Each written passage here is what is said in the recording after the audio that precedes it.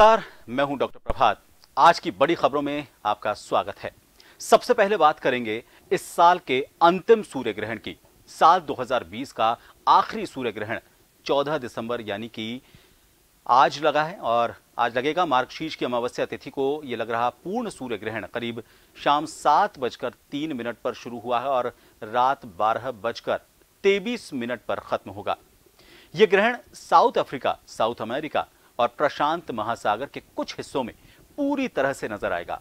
हालांकि भारत में इसे देखा नहीं जा सकेगा। अब हिंदू धर्म की मान्यता की बात करें तो इसके मुताबिक सूर्य ग्रहण और चंद्र ग्रहण हमारी राशियों पर प्रभाव डालते हैं और इसकी वजह से हमारे जीवन में कई तरह के बदलाव होते हैं।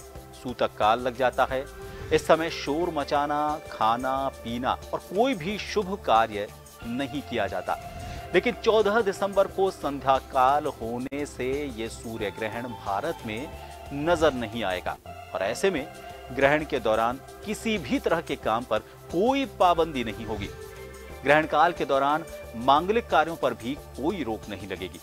सूतक काल की बात करें तो यह मान्य न होने की वजह से मंदिरों के कपाट बंद नहीं किए जाएंगे और न ही पूजा पाठ वर्जित होगा। ग्रहण काल एक खगोलीय घटना है, लेकिन धार्मिक रूप से इसे शुभ नहीं माना जाता। ज्योतिष की माने तो भले ही यह ग्रहण भारत में नजर ना आए, लेकिन इसका असर राशियों पर पूरी तरह से पड़ेगा। यह सूर्य ग्रहण वृश्चिक राशि और ज्येष्ठा नक्षत्र में लग रहा है और इस ग्रहण काल के दौरान इस राशि वालों को बहुत सावधान रहने की जरूरत बताई जाती है। तो यह सूर्य ग्रहण रात 12 बजे बाद तक रहेगा, लेकिन चूंकि भारत में यह सूर्य ग्रहण नजर नहीं आ रहा था, इसलिए इसका भारत में किसी तरह का कोई असर राशियों पर, पूजा पाठ पर, दिनचर्या पर नहीं पड़ेगा। यह कहा जा रहा है ज्योतिषियों की तरफ से। साउथ अफ्रीका, साउथ अमेरिका, प्रशांत महासागर, ये वो इलाके हैं जहां पर इस वक्त ये सूर्य ग्रहण देखा जा रहा है। वैसे भी शाम ढल चुकी है, रात है, इस वजह से सूर्य ग्रहण की जो खगोलीय घटना होती है वो ऐसे वक्त में नहीं देखी जाती है। जाहिर तौर पर भारत में इस वजह से इसका कोई असर नहीं होगा, लेकिन आमतौर पर जब सूर्य ग्रहण होता है तो उसकी वजह से मंदिर के पट बंद होना, पूजा पाठ बंद होना, कोई शुभ कार्य नहीं होना, ऐसे किसी भी तरह की रोक भारत में नहीं है।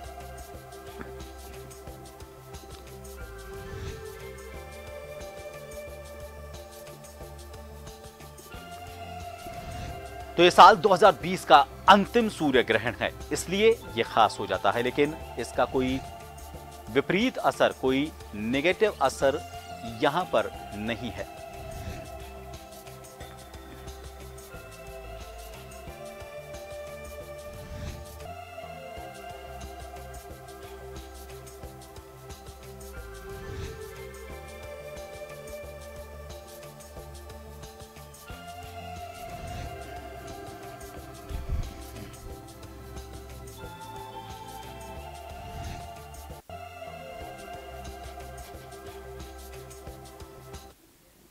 और साल के इस अंतिम सूर्य ग्रहण को लेकर जिस तरह से आपके मन में सवाल आ रहे हैं, उन सवालों का जवाब जानने की कोशिश करेंगे। हमारे साथ जयपुर से प्रोफेसर विनोद शास्त्री जुड़ गए हैं, ज्योतिषाचार्य हैं और पूर्व कुलपति हैं संस्कृत यूनिवर्सिटी के। शास्त्री साहब, आपका बहुत बहुत स्वागत है। अंतिम सूर्य ग्रहण, लेकिन यह कहा जा रहा है कि ये चूंकि भारत में नहीं नजर आ रहा, इसलिए इसका कोई भारत में असर भी नहीं है और जिस तरह के सूतक लगते हैं, पूजा पाठ में कोई विराम लगता है, वो नहीं होगा। लेकिन कुछ सवाल हैं। जब हमने इस कार्यक्रम को शुरू किया था उससे पहले दर्शकों तक हमने बताया था कि आज हम ये सवाल ये कार्यक्रम में इस विषय को उठाने वाले हैं, तो उनके कुछ सवाल थे, वो मैं आप तक पहुंचाना चाहता हूं। एक सवाल था, उनका ये कहना था कि मान लीजिए जयपुर में नजर नहीं आ रहा या राजस्थान में या फिर भारत में नजर नहीं आ रहा, तो क्या जो स्नान की विधि होती है उसके बाद, सूर्य ग्रहण के बाद, वो करना जरूरी है या नहीं कर सकते उसको? देखिए, ये जो अभी सूर्य ग्रहण हो रहा है आज, ये खग्रास सूर्य ग्रहण है और भारतीय समय के अनुसार ये सायंकाल अभी 7:04 से रात्रि को 12:23 तक रहेगा। भारत में दिखाई नहीं देगा, लेकिन भारत के अलावा अफ्रीका के दक्षिणी भाग में, अंगोला में, नमीबिया, बोत्सवाना, दक्षिणी अफ्रीका, दक्षिणी अटलांटिका महासागर इनमें ये दिखाई देगा, अर्जेंटीना, चिली आदि में भी दिखाई देगा, दक्षिण अमेरिका के कुछ देशों में। तो इसका असर वैसे तो सूतक वहां लगता है जहां दिखाई देता है, जहां सूतक नहीं लगता है वहां पर भी असर तो इसका पूरे विश्व पर, पूरी प्रकृति पर पड़ता है, क्योंकि ग्रहण पूरे पृथ्वी को प्रभावित करता है। वो किसी एक क्षेत्र को प्रभावित नहीं करता, लेकिन जिस क्षेत्र में ग्रहण होता है उस क्षेत्र को अधिक प्रभावित करता है। वैसे ही पूरी पृथ्वी को प्रभावित करता है, क्योंकि प्रकृति को प्रभावित करता है, पर्यावरण को प्रभावित करता है, जीव मात्र को प्रभावित करता है।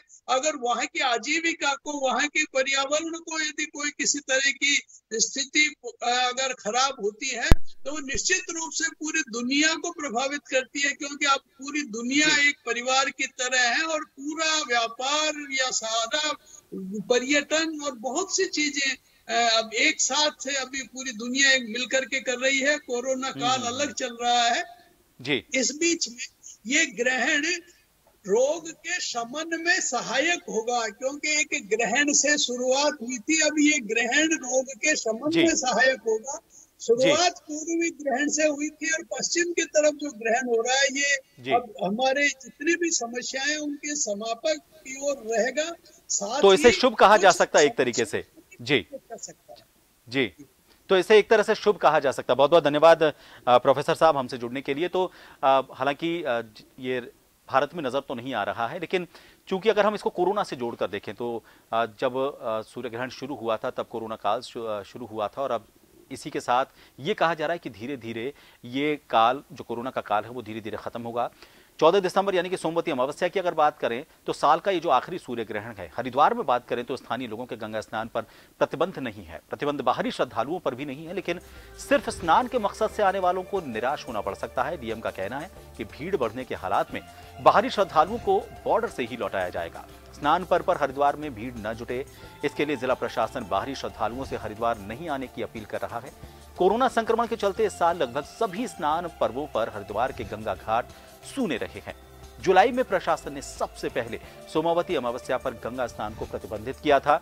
इसके बाद सावन में प्रसिद्ध कांवड़ यात्रा पर भी रोक लगा दी थी, जबकि छठ पूजा पर हर की पैड़ी को छोड़कर बाकी घाटों पर अनुष्ठान की सिर्फ अनुमति दी गई थी।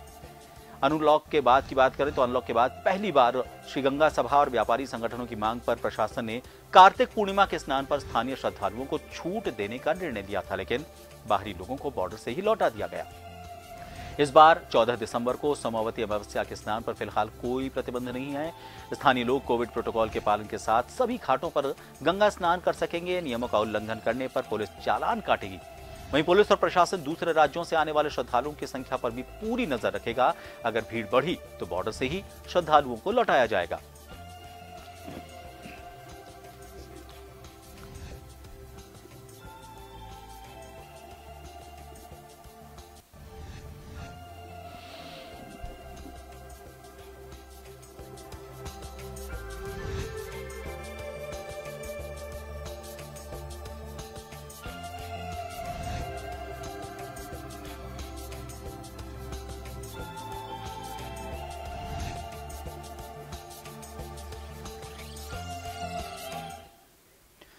और अब बड़ी खबर नाइजीरिया से। गृह युद्ध से जूझ रहे नाइजीरिया के कैटसीना राज्य में एक माध्यमिक विद्यालय पर बंदूकधारियों के हमले के बाद 400 से ज्यादा छात्र लापता हो गए हैं, जबकि 200 का पता लगाया जा चुका है और यह आशंका है कि बच्चों का अपहरण कर लिया गया है। अपने जिगर के टुकड़ों के लापता होने से पेरेंट्स का रो रो कर बुरा हाल है और वो अब मासूमों का पता लगाने के लिए सरकार से मदद की गुहार लगा रहे हैं। 11 दिसंबर की रात को गवर्नमेंट साइंस सेकेंडरी स्कूल पर यह हमला हुआ था और इसमें कांकरा इलाके में इस स्कूल में 839 छात्र रहते हैं। राज्य के राज्यपाल अमीनू मसारी ने कहा कि वो उपलब्ध रिकॉर्ड के मुताबिक अपहरण किए गए छात्रों की जंगलों में तलाश कर रहे हैं। जंगल से बाहर आ रहे बच्चों की गिनती की जा रही है और साथ ही पेरेंट्स से भी लगातार संपर्क साधा जा रहा है।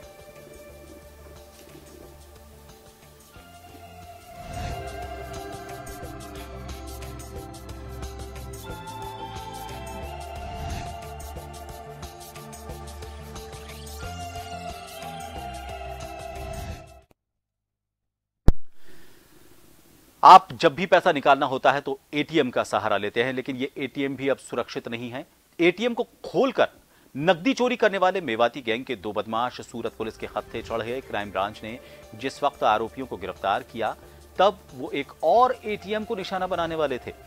गिरोह एटीएम से 20 लाख रुपए निकाल भी चुका था। चौंकाने वाली बात यह है कि सरगना बिल्कुल अनपढ़ है। यह गिरोह सिर्फ कैनरा बैंक के ही डी बोल्ट कंपनी के एटीएम को ही निशाना बनाता था और ऐसे में पुलिस ने कैनरा बैंक से यह कह दिया है कि चोरी और ठगी से बचना है तो इस कंपनी के सारे एटीएम बदल दिए जाएं। आरबीआई के 2018 की रिपोर्ट के मुताबिक कैनरा बैंक के देश भर में 9000 से ज्यादा एटीएम हैं। सूरत के नानपुरा इलाके से आरोपी हनीफ सैयद और औसाफ हसन मोहम्मद सैयद की गिरफ्तारी हुई है। दोनों यहां सारोली में हारून लकड़ी वाले के गोदाम में किराए पर रहते थे। हनीफ 6वीं तो औसेफ 3री तक पढ़ा है। 3 फरार आरोपी साजिद खान, जहीर खान और इरफान खान सगे भाई हैं। मास्टरमाइंड साजिद समेत तीनों भाई अनपढ़ हैं।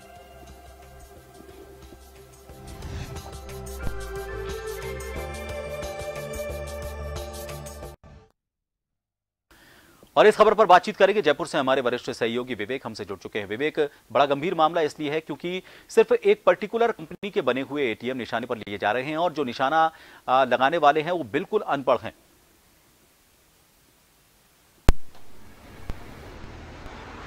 बिल्कुल, देखिए देश में एटीएम और डेबिट कार्ड से ठगी की वारदातें थमने का नाम नहीं ले रही थी और एक बार फिर सूरत पुलिस को इस पूरे मामले को लेकर एक बड़ी सफलता मिली है, जहां एक ऐसे गिरोह का पर्दाफाश किया है जो एटीएम और जो मशीन है उससे छेड़छाड़ कर बैंक को चूना लगा रहे थे।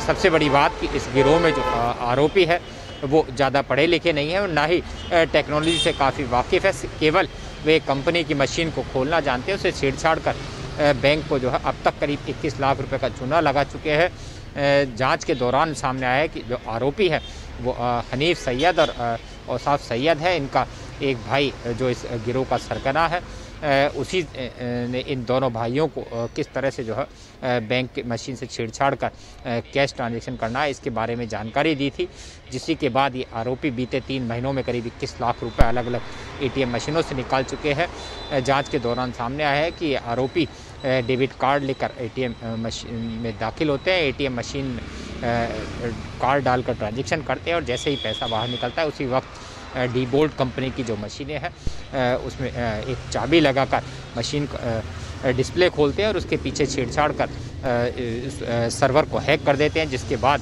जो राशि बैंक में अकाउंट ट्रांजैक्शन की जानी है उसका इंतराज नहीं होता है और चुपचाप नकदी लेकर जो है बैंक प्रबंधन को खाते से पैसा ना निकलने की जानकारी देते हैं। इस तरह अलग अलग एटीएम मशीनों में अब तक छेड़छाड़ कर करीब 21 लाख रुपए ये दोनों आरोपी निकाल चुके हैं। खुद जिस तरह की टेक्नोलॉजी दोनों आरोपी काम में ले रहे थे उससे खुद पुलिस हैरान है।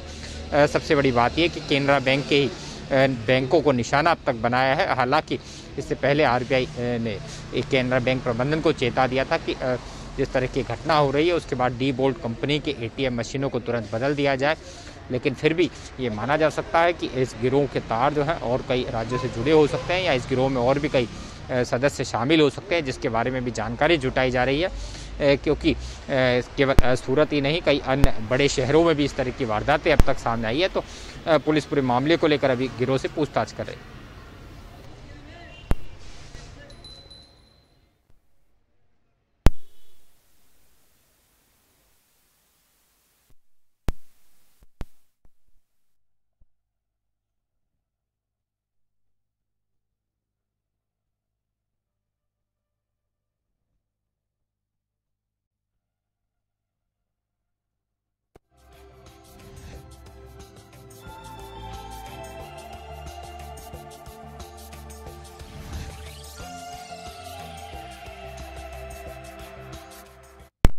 तो बहुत शुक्रिया विवेक हमसे जुड़ने के लिए। तो आपको सावधान रहने की जरूरत है और अगर आप इस तरह का एटीएम इस्तेमाल कर रहे हैं तो सावधान रहें।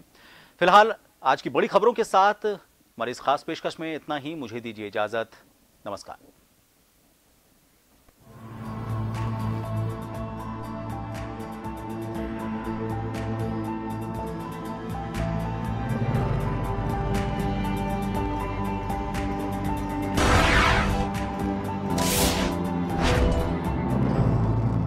जन टीवी की लेटेस्ट अपडेट पाने के लिए हमारे चैनल को जरूर सब्सक्राइब करें और नोटिफिकेशन पाने के लिए बेल आइकॉन दबाएं।